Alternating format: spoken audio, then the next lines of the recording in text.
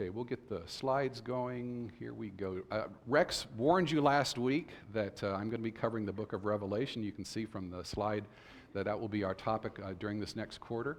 And I want to tell you what a tremendous honor it is for me to be standing in front of this auditorium class again, to be able to share a portion of God's Word to you. I recognize that there are a lot of different opinions about the book of Revelation. A lot of you may be a little afraid to study the book of Revelation, but hopefully we can put a lot of those fears and issues to rest. Like many of you, I believe I've heard a lifetime of lessons and sermons on the Bible over the course of my life, but relatively few times when I stopped to think about it have I heard lessons specifically structured about the book of Revelation. I fear that the book of Revelation is probably one of the most neglected books in the New Testament, if not the entire Bible, and there's probably a few reasons for that. First, I think that the book of Revelation gets a bad rap, for one. There's a lot of unnecessary controversy surrounding the book of Revelation, a lot of white water swirling around the book, if you will. And this has been created by years of blatant misinterpretations and abuse of the book that has resulted in all kinds of misleading theories and doctrines being launched. A lot of them are even false doctrines. And this has led a lot of Christians, such as ourselves, to conclude that Revelation simply is so perplexing and so complicated that we cannot comprehend the book of Revelation. I'm going to tell you today that if you have that fear, rest assured that is not the case. The book of Revelation is not too perplexing for us to understand. The second reason I think the book has been so neglected over the years is that there has been a lack of comprehension, a lack of understanding about what the book really does. A lot of Christians, and maybe some in here, believe that there's nothing of current relevance in the book of Revelation, so why study it? And as a result, a lot of Christians just ignore it and have ignored it for many years, and I think that is to our own detriment. I think the book of Revelation has a lot of information that is of value to us even today, and it is a book that should be studied by Christians today in every congregation of the Lord's church. And so we are going to be dedicating this quarter, the next several weeks, to a study of the book of Revelation. I want to suggest one other possibility too. I've been thinking about this more recently. Maybe one of the reasons that we don't study the book of Revelation or are afraid to study the book of Revelation is that, think about this, maybe Satan doesn't want us to study the book of Revelation. Have you ever thought about that? What does Revelation talk about? It talks about the glory and wonder, splendor, beauty of heaven. Why does Satan want us to know that? And it talks about how hell is a place of eternal punishment and damnation, a separation from God and all that is good. It also talks about how Satan and his legions, his followers, will wind up in eternal damnation in a lake of fire and brimstone for all of eternity. Why would Satan want people to know that he's recruiting for the losing team? I think there may be something to that maybe the apprehension that we as Christians have had for many, many years regarding the book of Revelation may be at its core that Satan really doesn't want us to read and understand the promises that are given in the book of Revelation. Granted, Revelation is an intimidating study. It's a challenging book to study. And it seems like the commentaries are not much help.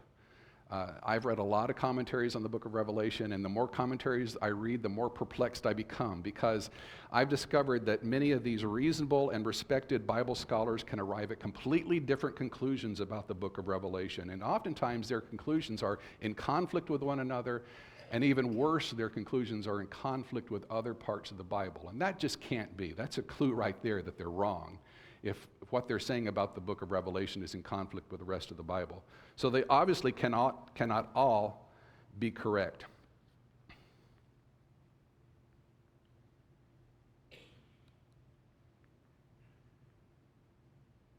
See if I can get that to advance. There we go.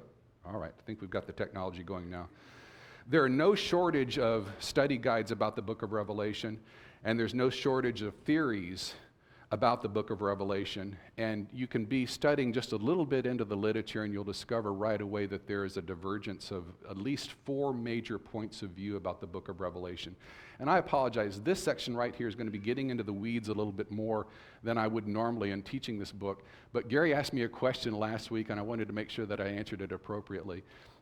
There are 4 different points of view about the book of Revelation, and we're not going to study all of them. We're going to study one of them, but I want you to know that there's different opinions about the book of Revelation. First one is called futurist. And you see on the screen, sees the symbols as predicting events that will happen in the future. According to the futurist view, Revelation is mostly a prophecy about the end of the world and the things that will occur just before the end of the world. Modern day premillennialists hold this view, as do other beliefs. The second theory is called idealist. This view focuses on the symbolic struggle between good and evil rather than on specific historical events. This is an ancient view that believes that Revelation is a moral drama and nothing more, and it's about the ongoing conflict in the spiritual realm between good and evil, and it should only be read as allegory or as in an allegorical fashion. This view came about when pagans started getting a copy of the letter of Revelation and started reading it, and many people that are not Christians today would hold this view that there's nothing historical and nothing prophetic within the book of Revelation. The third view is called historicist. This view symbolizes a historical overview of the events throughout church history. So they write church history into all the things that they read in the book of Revelation. Historicists view Revelation as a prophecy about major events occurring within the church from the time of John all the way to the end of the world. And this is largely a view that's focused on Catholicism, by the way. And then the fourth and final one that I want to share with you is called preterists. And preterist is a word that means before, primarily. Preterists interpret the symbols as referencing the events that have mostly happened in the book of Revelation, happened in the past. Most of the prophetic content of Revelation was fulfilled during the lifetime of the original audience, according to the preterist view, with some of the final chapters describing events that will still occur surrounding the end of the world. Like many members of the church, as I approach the book of Revelation, I approach it from the preterist perspective. This is a perspective that I will be presenting in class. It just makes sense to me that the book of Revelation should be understood from the perspective of those first century Christians that originally received the book. I think that's the real key in trying to understand what is written in the book of Revelation. I freely admit that I don't know all the answers. All right, I may be teaching this class, but I cannot explain every image, every number, every reference in the book, and I'm not even going to try, but I can hit the highlights with you of what is important out of this book. What I will try to do is present a sound interpretation that closely aligns itself with the original and overall intent of the book. It's not my intention to spend our valuable time on these Sunday morning classes hypothesizing about speculations, and I would urge you to please do the same. And this word of caution, please remember this. Do not let the beautiful message of hope and victory in the book of Revelation be lost in a tedious scrutiny of all of the images, numbers, and details that you'll find in the book. The book is a book of victory and it's a book of hope, and we need to keep that foremost in our minds. In way of introduction, I want to give you an overview, if you will. The book of Revelation is primarily 4 different visions that the Apostle John received from the Lord, from the angel sent by the Lord.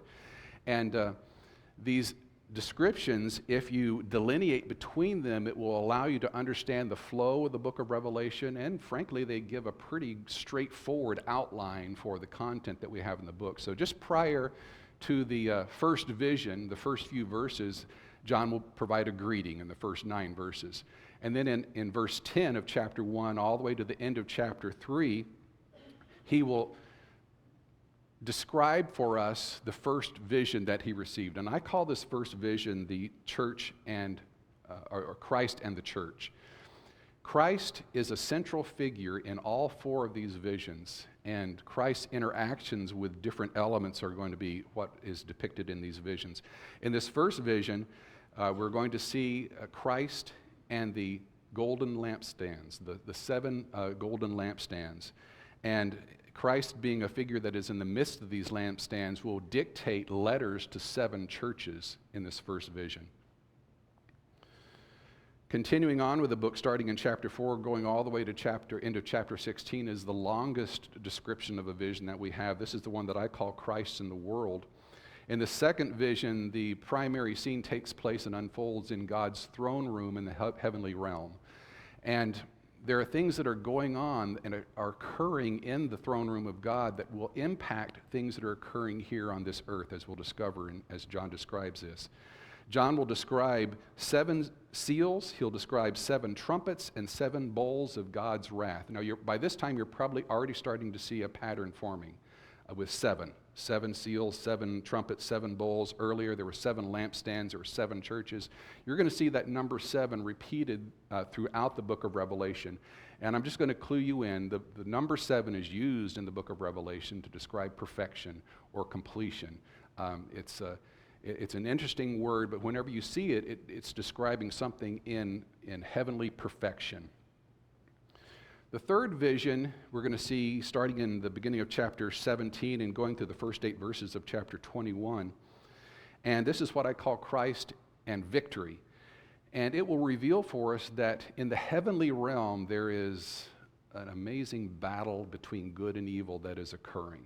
It's not something that we can see with our own human eyes, but through this vision, John was given a glimpse of this heavenly battle. And he's going to describe for us several things of interest. The doom of Babylon, the wedding of the Lamb, the battle of Armageddon, the overthrow of Satan, judgment at the great white throne. And don't worry if you don't understand all of these references yet. We'll get to those in later chapters.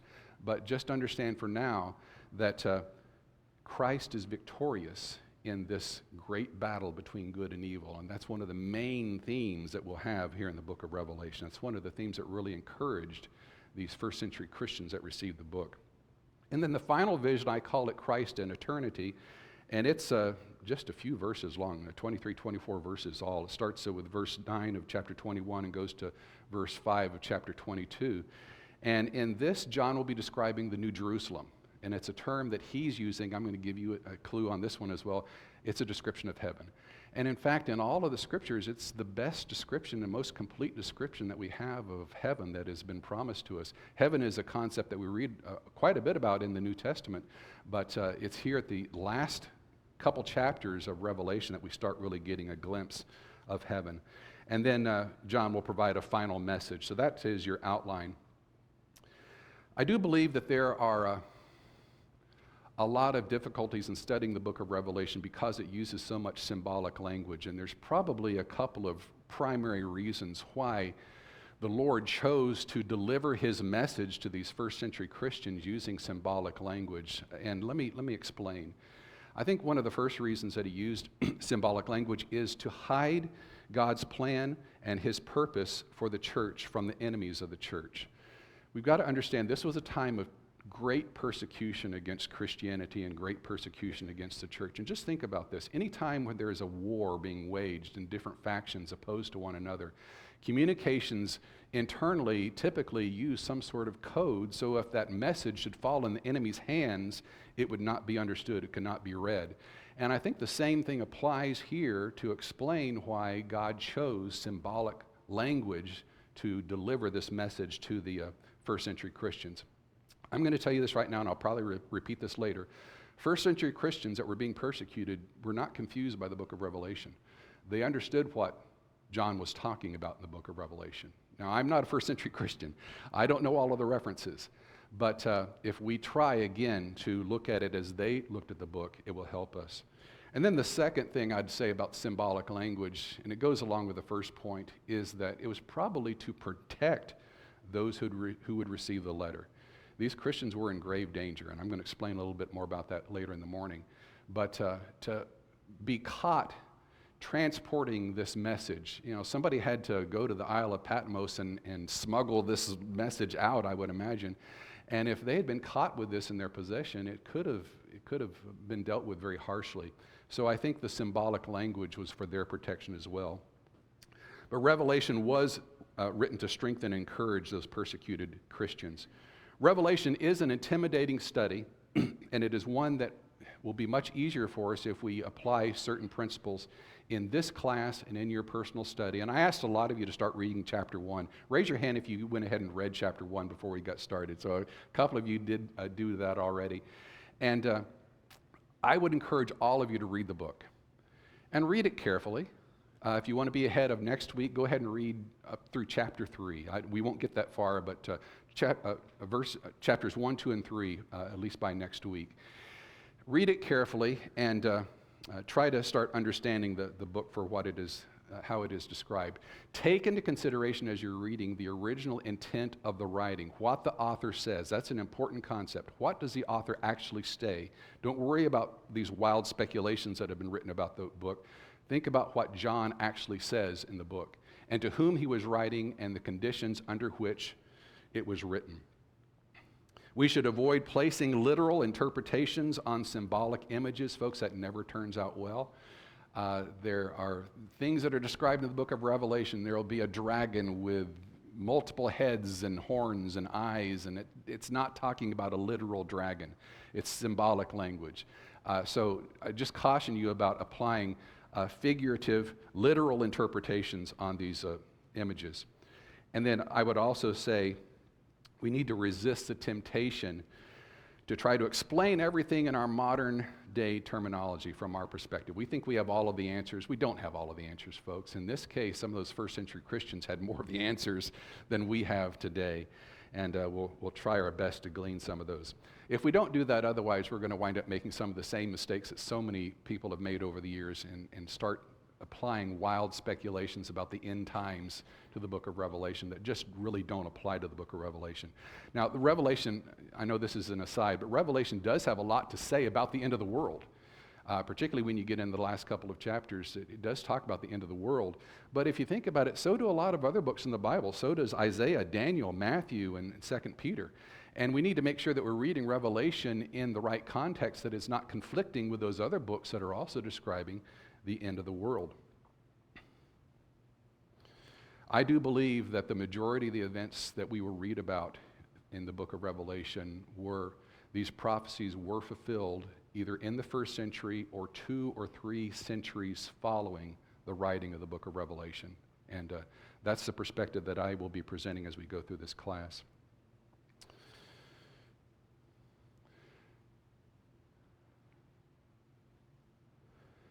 Okay.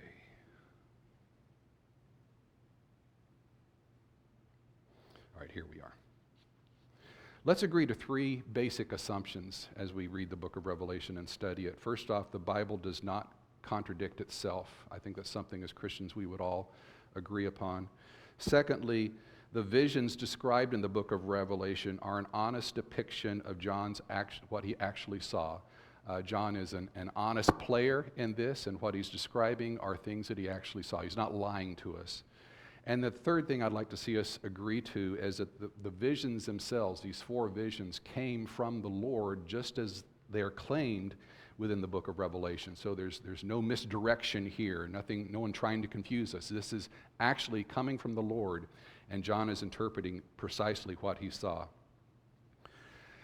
To really nail down a theme for the book of Revelation, there's 2 verses that I would encourage you to go to, and I've mentioned this last time I taught the class. If you're a person that is so inclined to highlight or underscore verses in your Bible, these would be good candidates for that because they describe for us the major theme of the book of Revelation. For one, I would direct your attention to Revelation chapter 11, verse 15, where it says, "There were loud voices in heaven saying, 'The kingdom of the world has become the kingdom of our Lord and of his Christ, and he will reign forever and ever.'" And this verse should give us comfort in knowing that God's kingdom will triumph over evil in the long run.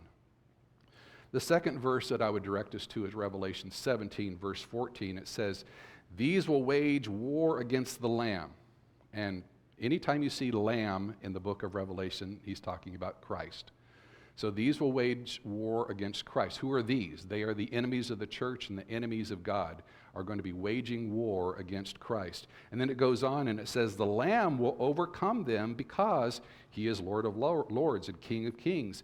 And those who are with him, that would be us as Christians, those who are with him are the called and chosen and faithful. So together, these two verses describe for us that Christ will be victorious and that his kingdom, the church, will overcome.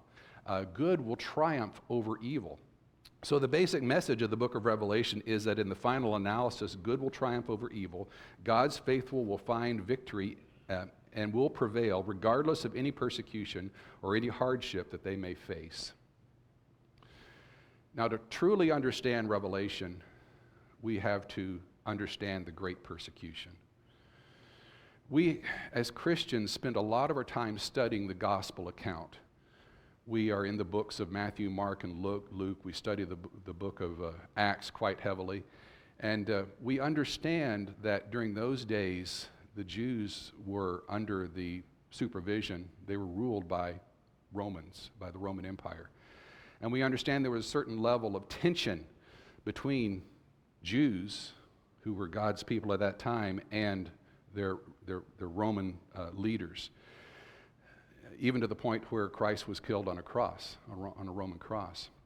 But I'm going to tell you this morning that we have not spent nearly enough time talking about what happened between that relationship between God's people and the Roman Empire a few decades later on. That early tension that they were experiencing got far, far worse as we start seeing the Roman emperors legalizing the persecution against Christians. At the time that the book of Romans was written, the Roman Empire dominated most of the civilized world. Very few nations had not been conquered by the Roman Empire at this point in time.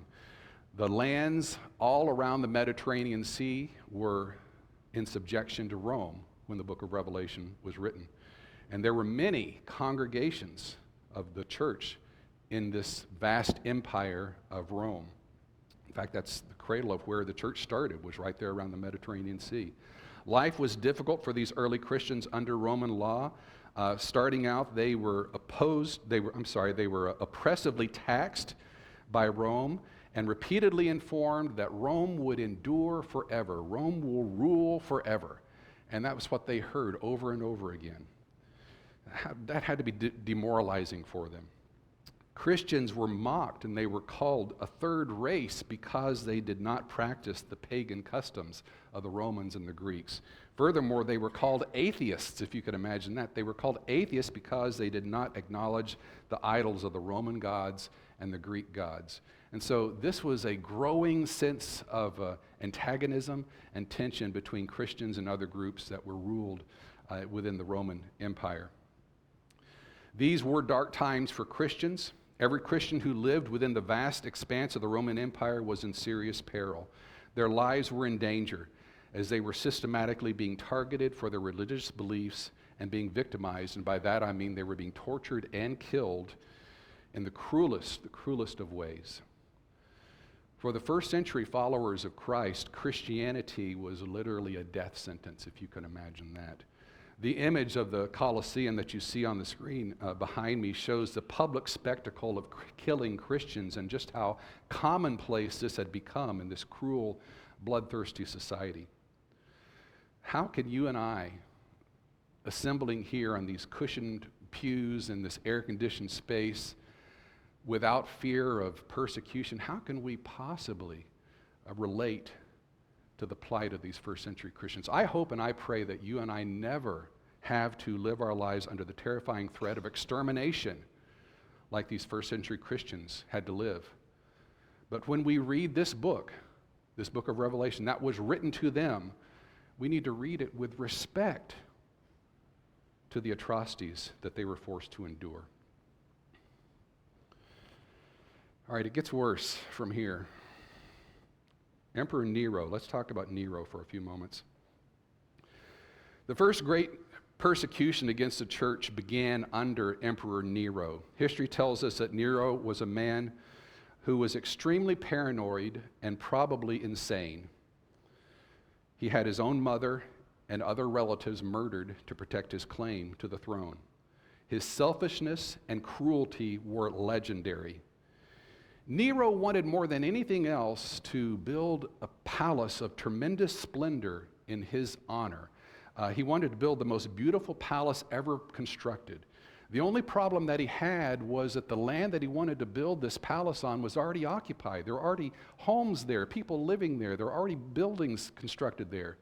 So history tells us that in the fall of AD 64, Nero solved his little problem by setting fire to the buildings that were on the part of the land where he wanted to build his new palace. The deadly fire quickly spread and consumed a good portion of the city of Rome. Many people suspected that Nero was responsible for the fire, and when the rumors began to spread, Nero shifted the blame. He accused the Christians of setting the fire that killed so many Roman citizens. And he legalized persecution against Christians in the entire city of Rome. They were rounded up and killed in many torturous ways. It is said that for pleasure, Nero would illuminate his gardens with human torches for his evening chariot rides. And these human torches were bound Christians soaked in tar and set ablaze. Christians feared Nero because they were in grave danger from Nero. Nero ruled the Roman Empire from 54 to 68 AD, 14 cruel, brutal years before his passing. And we are told that it was in AD 68, the final year of his reign, that Nero beheaded the Apostle Paul. And we also believe that Nero crucified the Apostle Peter in the same year.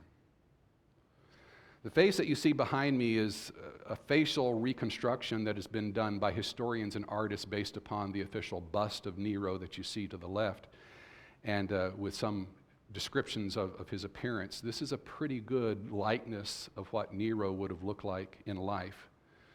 Folks, you're seeing the face of evil on the screen right now. And this is the man that put the Apostle Peter and the Apostle Paul to their death. After Nero's death, there was a period of short instability which 4 different men competed for the leadership and power within the Roman Empire. And this resulted in the ruthless takeover, the winning out of Vespasian, who reigned for 10 years. The power of the Roman emperor grew and grew during this period that Vespasian was the emperor. Persecution of Christians was now not only within the city of Rome, it was throughout the entire Roman Empire. I want you to remember that point because it's going to be important to understand that as we start placing a date on the writing of the book of Revelation. So persecution was not just isolated in the city of Rome like it was under Nero. Now it's everywhere throughout the entire Roman Empire.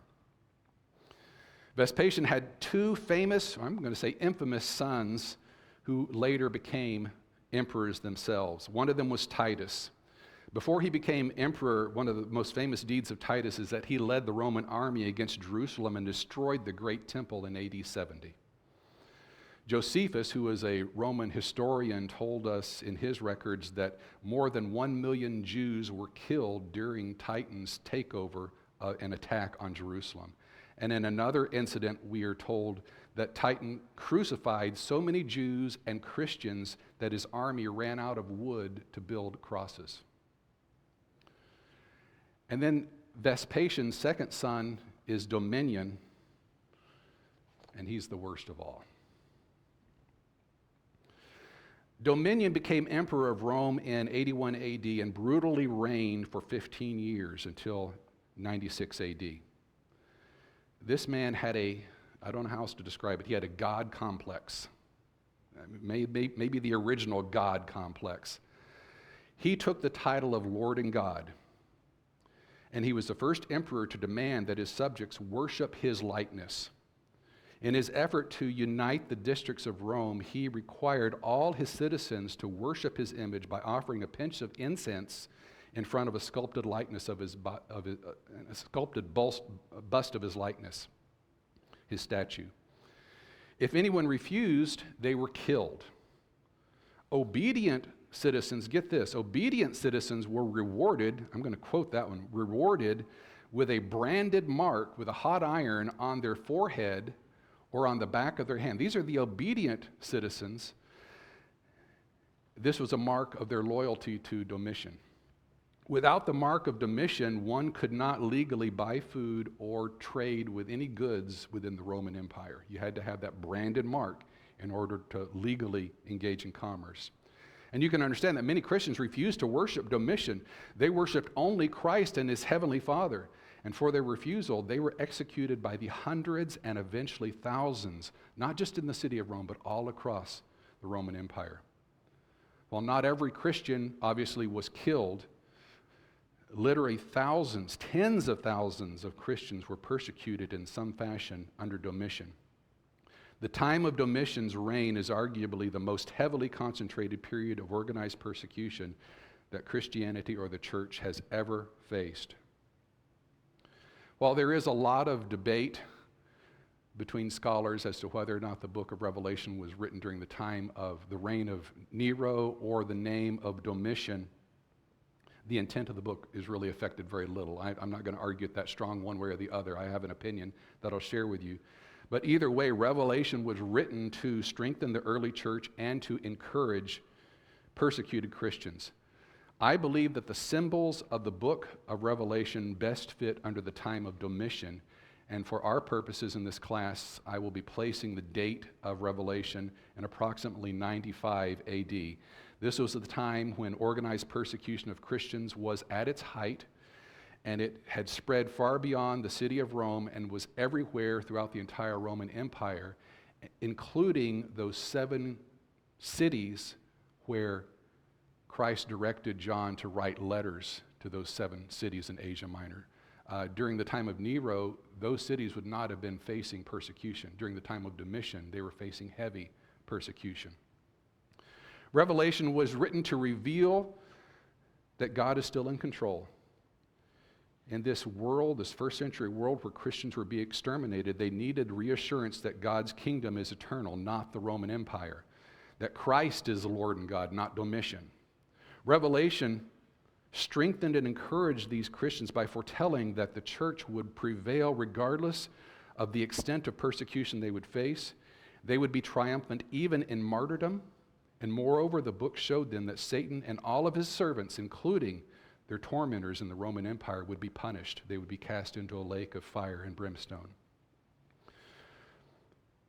Moving ahead a little bit, we can see from history that organized persecution against the church continued for 300 years after the time that Revelation was written. It slowly diminished, and finally, with the conversion of Emperor Constantine and his soldiers to Christianity, the persecution ceased with Constantine's Edict of Tolerance. So Christianity, when you stop to think about it, did prevail, and the Lord's intervention did bring an end to that terrible persecution that these Christians were facing. Revelation is a book of hope, not a book of defeat. It teaches us that the commander of the greatest army ever marshaled will eventually plant his flag on the everlasting hills, and that is when the church will be triumphant. I'm looking at the time and ready to start. Let's go ahead and begin with verse 1. We'll probably come back and review this again next week, but I want to go ahead and get into chapter 1 just a little bit. I'm going to read the first 3 verses to you. It says, the revelation of Jesus Christ, which God gave to him to show to his bondservant the things which must soon take place. And he sent and communicated it by his angel to his bondservant John, who testified to the word of God and to the testimony of Jesus Christ, everything that he saw. Blessed is the one who reads and those who hear the words of prophecy and keep the things which are written in it, for the time is near. A few things I want to point out here. First off, the author of the book is identified here in verse 1. He calls himself Christ's bondservant, John. And as we get later into this, it'll become more and more evident this is the Apostle John that we're talking about. But the book describes what it is. It first says it is a revelation of Jesus Christ. In the very first statement, the revelation of Jesus Christ. It tells you what it is. And down in verse 3, it also tells you that it's a prophecy. It says to hear the words of the prophecy. So it's a revelation, it's an unveiling, it's a revealing of Jesus Christ, about Jesus Christ. And then there's kind of a chain of custody of this revelation that if you read verse 1 real closely, it will explain how it passed from God eventually to Christians. It says that this revelation of Jesus Christ, which God gave him, God gave it to Jesus Christ to show to his bondservants, to show to the Christians that were indebted to him, the things which must soon take place. And then it says, he, Christ, sent and communicated it by his angel, Christ's angel. Jesus sent an angel to his bondservant, John. So Christ sent an angel from heaven to provide these visions to John, who testified to the word of God and to the testimony of Jesus Christ. And one other thing I want to point out to you, let me advance the screen here. In verse 1, he is not talking to these first century Christians about things that are going to happen centuries, thousands of years into the future. Notice what he says in verse 1. These things must soon take place. And I think he means what he says. These things will soon take place. And he's talking to first century Christians. And then he says in verse 3 that the time is near. So here in the very beginning of the book, the Apostle John writes about the things here in the book of Revelation about Jesus Christ, that these things must soon take place and the time is near, not thousands of years into the future. And I want to point out that there's a couple of other verses at the end of the book that say precisely the same thing. Chapter 22, the last chapter in the book of Revelation, verse 6 says, the angel said to me, these words are faithful and true, and the Lord, the God of the spirits of the prophets, sent his angel to show his bondservant the things which must soon take place. So whatever this message was about, we know one thing, it must soon take place, not thousands of years into the future. And if you skip down just a few more verses, to verse 10 in chapter 22, it says, and he told me, so the angel told John, he told me, do not seal up the words of the prophecy of this book, for the time is near. So the beginning of the book says these things must soon take place and the time is near. And the last chapter, the end of the book, says that these things must soon take place and the time is near. So this should set the parameter for us to understand when these prophecies will occur. And folks, I appreciate your attention this morning. I apologize, we are completely out of time. I'm going to put a mark right here. We'll pick up here when we left off. Go ahead and read ahead chapters 1, 2, and 3. That's your assignment for next week. Thank you very much.